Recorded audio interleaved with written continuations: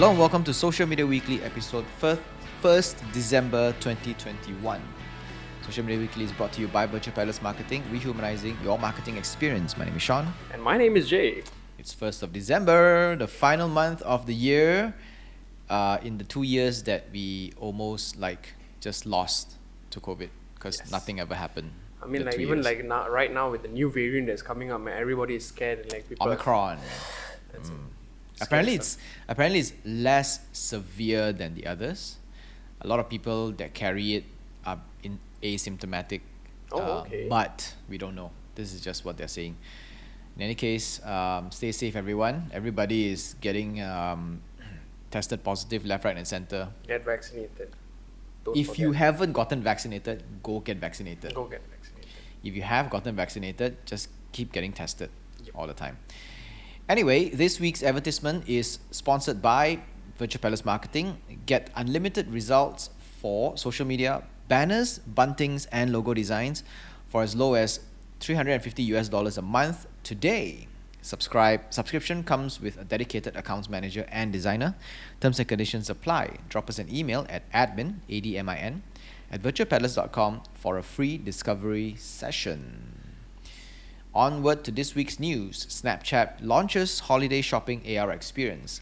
Snapchat just released a bunch of collaboration AR filters that ties with the final holiday shopping season for the year.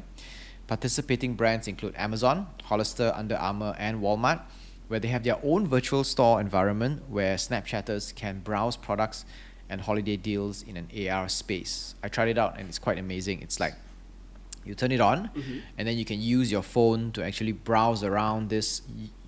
As you pan your phone, the what is that called? The geosensor will actually kind of run through this virtual shopping gallery where you have a shelf full of all the products.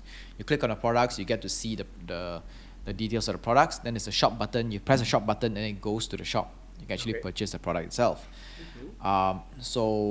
And then there are also ones like Dior, American Eagle, and Tony Birch, where they showcase clothing items projected onto the users via the AR filter. So I tried the Tory Birch one where they have shoes. Okay.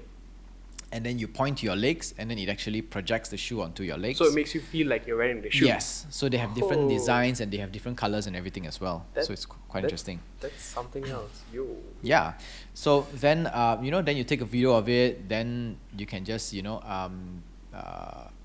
it a bit of a caption that say trying on my new virtual shoes from Tory Birch, hashtag or whatever that kind of stuff. So they're hoping that this will help them create some brand awareness. And people can actually buy online directly from there as well. So that's something that a lot of brands are working towards. I mean, it's gonna be. I feel like the upcoming years is gonna be a whole different. Shopping is gonna be a whole different universe. Essentially, instead of you going to the shop and trying out clothes, because right now with the whole COVID situation, people don't want to get in contact with people, and people just want to. People still wants to buy things, Shopping is a therapy as well for a lot of people. And with this, I wonder how much money that Dior and all these companies are going to make just because of this. People are just going to keep buying things, like, hey, this look good on me, I'm buying this. Hopefully. I mean, it's good that the brands are doing this. When people can't go to the stores reach out to them. But the question now is that as the world is starting to open up, because COVID is here to stay. Correct. Right? And we can't keep ourselves locked up in our homes all the time, and we can't do it forever. So the question now is, when everybody's out and about and starting to shop again, well, some of us, but some are still staying at home most of the time. Will this continue to be a thing? Right? Will virtual shopping continue to be an option, or will people prefer to actually go to shops to buy things? So there is this, this balance between will people want to go back to physical retail shops, or are they comfortable enough to buy things online? That becomes a bit of a thing. And companies like Snapchat and all, they want to try to bring the retail experience to the phones. Yep. But there are certain things that we can't give, right? You want to buy clothing, you want to feel the clothing. Correct. and you can project whatever you want onto a person. It doesn't beat actually going and fitting it. Exactly. And And for me, like personally, see, for me, I am 6'2", and yes, I'm tall. So I mean, like, let's just say I want to go buy clothes. You see, for an instance, like, let's just say you're just talking about the AR projection on a shirt. So you're talking about material, but nevertheless, we got to remember that some people's shoulder size doesn't mean that he's tall. His shoulders, I have puny shoulders. I have very small shoulders. So when I get clothes, it tends to be a bit baggy on The sides, on the yeah. sides, so Yeah. it's a bit off. it's either it's baggy on the sides or it's short. It's short Yes. down. So you're either wearing a crop top that fits your shoulder, or you're wearing a Correct. you And then know. later on, when I just bend down, I can get to see my butt crack. You know, it's so bad. Like, so I guess they would need to like buck up on this, especially like clothing size and like even like for an instance, when you were talking about the feel of the texture of the clothing itself, there should be some way or somehow to actually make the user experience the feel of the clothing essentially. What do you think? I don't think we can do that with the existing technology that we have with us today. I mean, I'm reading this book called Ready Player 2, which is the sequel to Ready Player 1. And Oh, in okay. that book, they created this technology called ONI, O-N-I, which can simulate through the nervous system. You can simulate everything, feel, touch, smell, everything, right? But that's set in like the 2030s or 2040s, I don't remember, but we're not going to be there in a long time. And no, I don't think we can simulate the feel unless, you know, they send you a package of all the clothing material and the sample size kind of Yep. thing that, you know, they feel, oh, I like this design. Now I we like give this you feel, I wanna buy it. free samples, sir. Yeah. Try. So, yeah. I mean, I honestly, I'm looking forward to what they can do and what they can expand on, and yeah, let's just see what happens in the upcoming future. And also, right now with what Meta is coming about, I'm honestly quite curious what's going to happen in the upcoming years, though. All right, up next, Instagram testing longer story videos. Instagram is working with a few users on a 60-second video length for stories. According to Instagram, this move is firstly a response from users who prefer the option so their longer stories can feel more connected with people. The second reason has to do with Adam Mosseri's plan to simplify the app's video formats.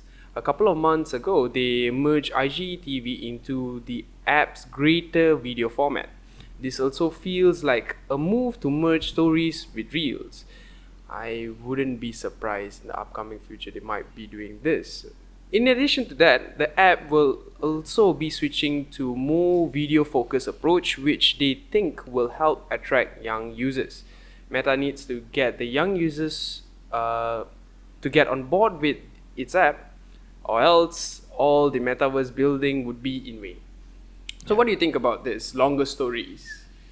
Is it a good thing? I mean, like, even for me, essentially, I think stories was basically I don't want to call it a rip-off because stories is actually quite fun, but it's a rip-off from Snapchat. Don't you agree with that? Well, Reels is a rip-off of TikTok. So Exactly. there's nothing on Instagram that's not a rip-off, except for the post part, Yes. which was what It was Instagram essentially supposed to was be. initially built for. And I like the idea of simplifying the video formats because at one point of time, Instagram had too many variations of videos, and it's very complicated to build, Correct. and it's even more complicated to consume. But I think there is beauty in the simplicity of stories, Yep. in that the 15 seconds does feel a bit long in certain times. Yep. And if you want it longer, just Continue, make a series of stories, you know? make a series of stories, exactly. Yeah. So, but some creators like the continuation. They like the music to last more than 15 seconds, right? Then just post reels lah, you know? Yeah, So exactly. I don't understand that. That's why even for me, when I heard about this, I still think that, you know, you should not combine these two, because by the looks of it, I have a feeling that probably they might remove stories and just put everything full on reels. Yeah, Right? By the looks of that feels like what they're doing. And I think Instagram is trying so hard to catch up to TikTok Yep. that they forget to understand that Instagram is beautiful in its own way. Correct. it kind of reminds me of the time when Pepsi and Coca-Cola had this challenge, right? And okay, so this is what happened. Everybody started saying that Pepsi tastes better than Coca-Cola. And Coca-Cola actually had this blind test, or Pepsi, I don't remember who. There was this blind test, right? You cover the can, you get people to drink, and almost everybody who did the blind test said that Pepsi tastes better than Coca-Cola. So then what happened was Coca-Cola then changed their formula to taste more like Pepsi. Oh, okay. And then they label it as the new Coca-Cola. And everybody hated it. Because Coca-Cola fans didn't, if they wanted something that tastes like Pepsi, they would have just bought Pepsi. Correct. And the reason why they got Coke is because they like the taste of Coke. And yes, in a blind test, the Pepsi tastes better, but who cares? Yeah. People will still buy Coke anyway. True. Right? Exactly. Not because it tastes better than Pepsi, but because Coke is Coke. Yep. And then what happened was, after that, Coke learned that there are people, and lots of people, who drink Coke not because of the taste, because of the branding. The branding is so strong. Yep. And they didn't like, they acquired the taste of Coca-Cola. And Coca-Cola then changed the formula back, and they called it the original Coca-Cola. So this feels like a similar situation where Instagram trying so hard to become TikTok because they want to ride on the fame that TikTok has, to a point that they forget who they are and why people like them and why people use them in the first place. So they are afraid that they cannot attract the younger users, but they forget that TikTok is a platform where you connect with people you don't know. Correct. And Instagram is a place where you connect with your friends. Yep. So it's not mutually exclusive. I can have both TikTok and Instagram on the same phone. Yep.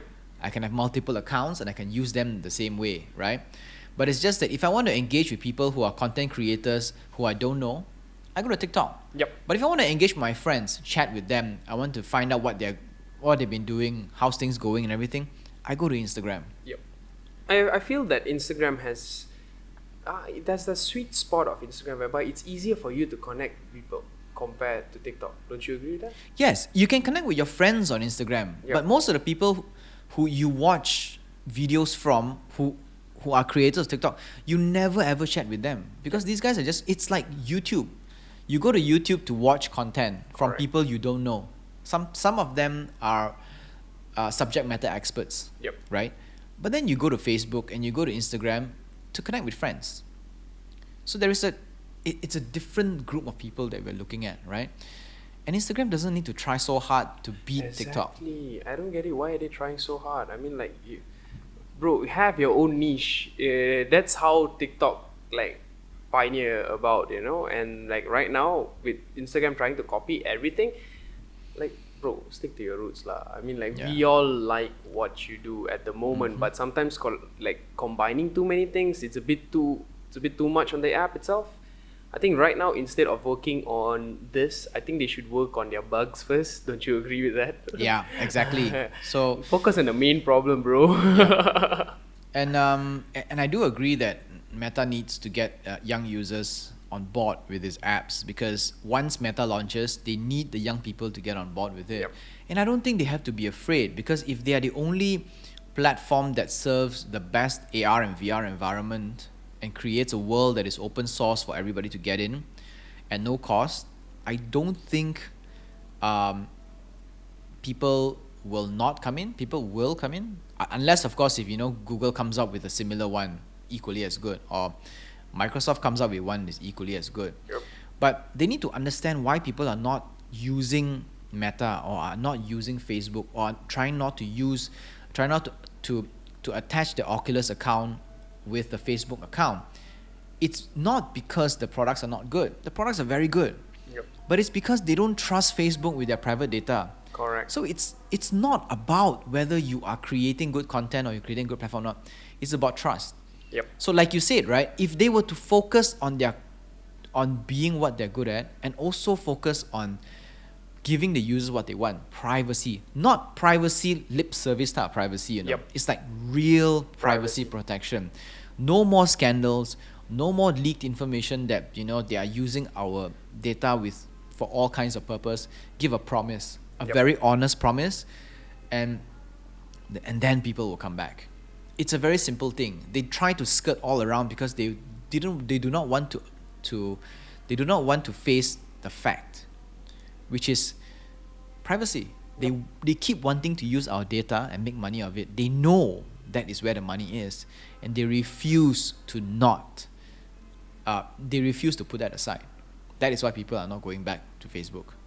Yeah, I completely agree with you on that. Facebook needs to, instead of adding new things, they need to buck up on what they're good at. Yeah. Essentially, I mean, Just like with that, listen to people, right? Correct. Listen to us and say, hey, we don't care what kind of products you're coming out with. We don't care how fancy it is.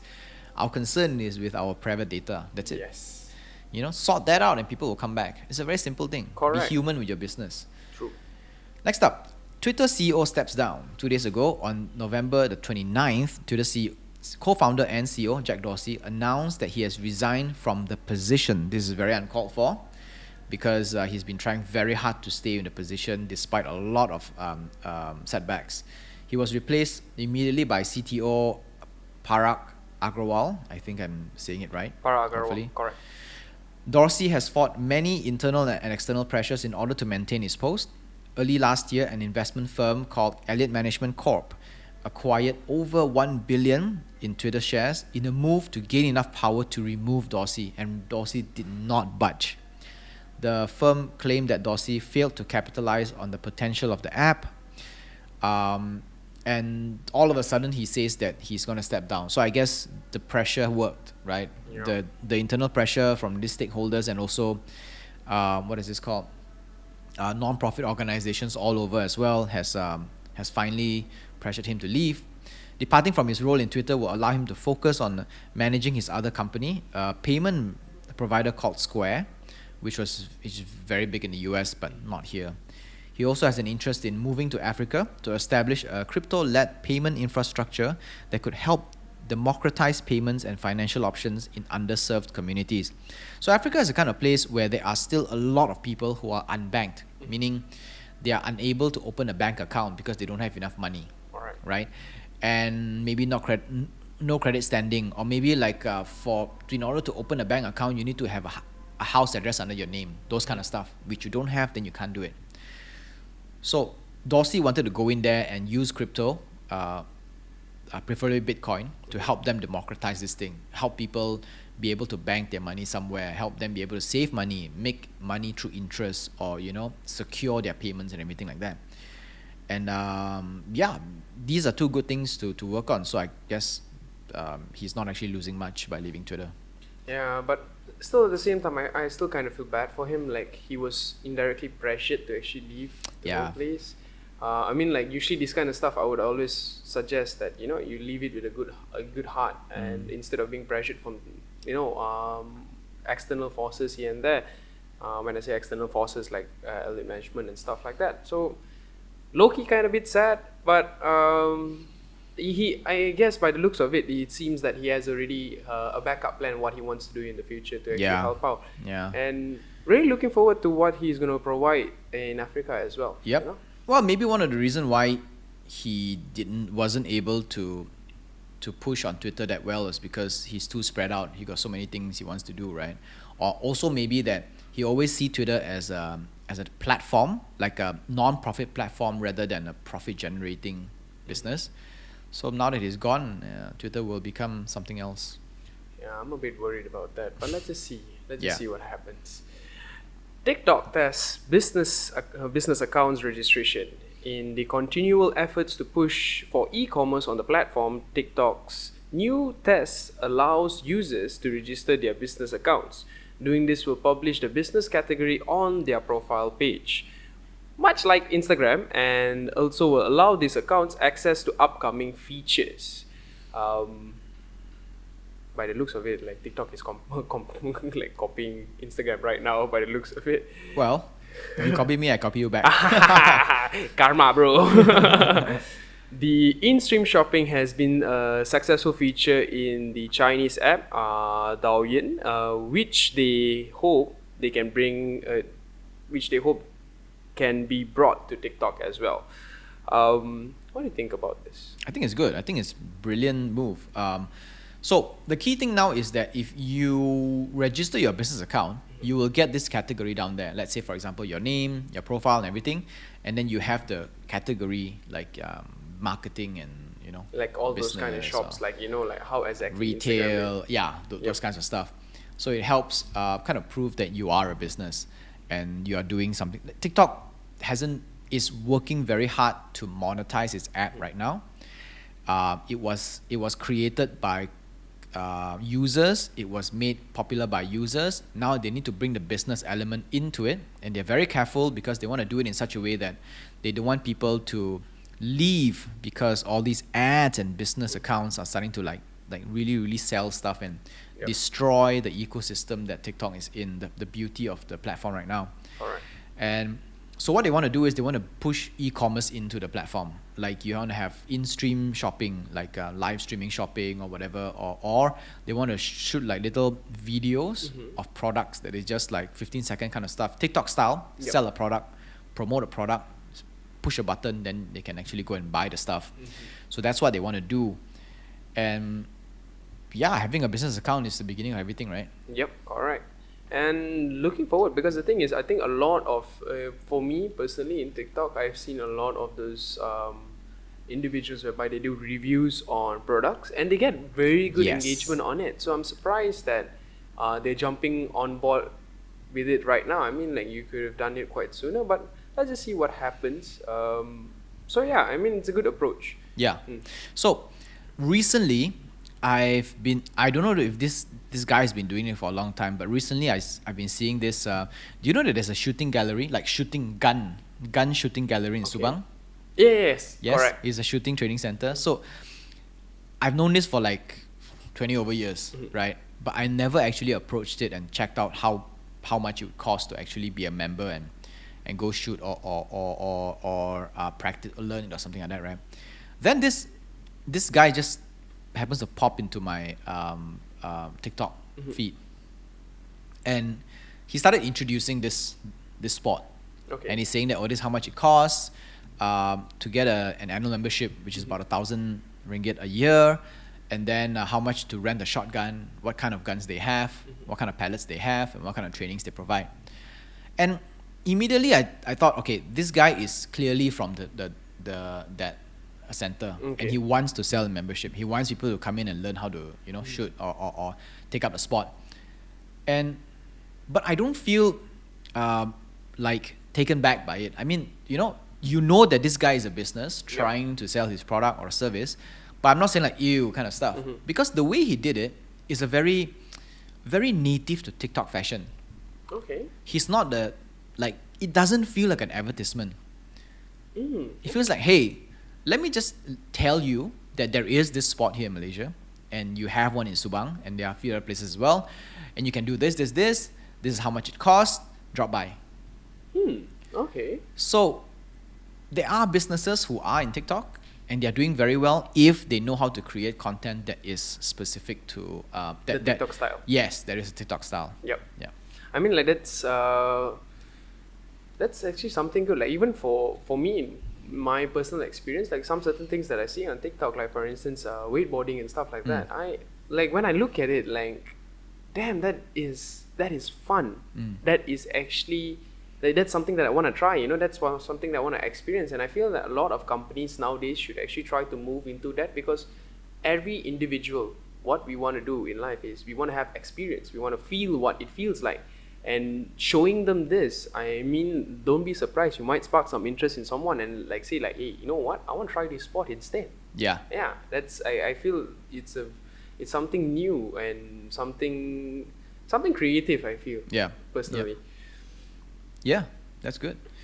All right. Right. Up to the last news of the week. YouTube lets us reuse video details. Creators who regularly create videos will understand the pain of needing to repopulate titles and descriptions over and over again, choosing languages and categories all the time. YouTube has enabled a feature that allows us to reuse these details from a previous video. Okay, so this is not actually like having this special AI that predicts, like if you do post once a week or something, or it's able to predict that the next week what will be. No, it's not that. It literally is a copy and paste. Okay. It takes the details from the past week and populate to this week. So, which means that you can't reuse the entire thing. But what it does is you have a certain format where you write your titles and how format where you write your descriptions. By repopulating it, it allows you to you don't have to go back to the past video to see how the title is and what title is now. You can just like tweak all the changes. So it will just be there. Like for an instance, if let's just say the settings of last week, it will be exactly the same. It will be exactly the same. Everything okay. is there. All you have to do is just tweak. Let's say, for example, what we do is we always have Social Media Weekly, and then the date, and then the description, right? So I can repopulate the same thing, and I can change the date, and I can just copy and paste the new description in there. And then your language will be the same. Your category settings will all be the same as well. So we don't have to like keep going on and on about same this all settings the time. every single time when we upload a new video. Yes. I mean, like, it saves so much time. Thank you, YouTube. Yep. Thank So if you were to do like one video a week, yeah, it's fine. It's not much of an issue. But there are people who post like one video a day. Correct. Or two videos a day, let's say. That would be a lot of work saved for them. You can get, I mean, like, YouTube, thank you, YouTube, for solving that predicament. Yeah, I mean, like, it's a very simple fix, right? Yeah. But I think it's a kind of fix where I think a lot of people will find very, very useful. Because for me, okay, don't get me wrong, I'm a bit redundant when it comes to YouTube and uploading videos, and like I always thought it was just more like a copy paste kind of thing, and I didn't know there wasn't this feature. But having this feature saves content creators on YouTube a lot of time. That's one thing. I am sure a lot of content creators on YouTube is going to appreciate this especially. So yeah. Okay, so with that, Social Media Weekly podcast is available on Anchor FM, Google Podcasts, Apple Podcasts, Spotify, and more. Our full videos are available on YouTube, and we post bits and clips on Instagram and Facebook. If you like Social Media Weekly, it would really help if you could rate and review it on a podcast feeder of your choice and on YouTube so more can discover it. Social Media Weekly is on the lookout for regular co-hosts to help us bring more depth to the show. If you're interested, simply drop us an email at Shawn, that is SHAWN, at virtualpeddlers.com. This is Social Media Weekly episode 1st December 2021. My name is Shawn. And I'm Jay, and I'm gonna bid you an adieu. See you next week. Stay safe. Bye. Get vaccinated.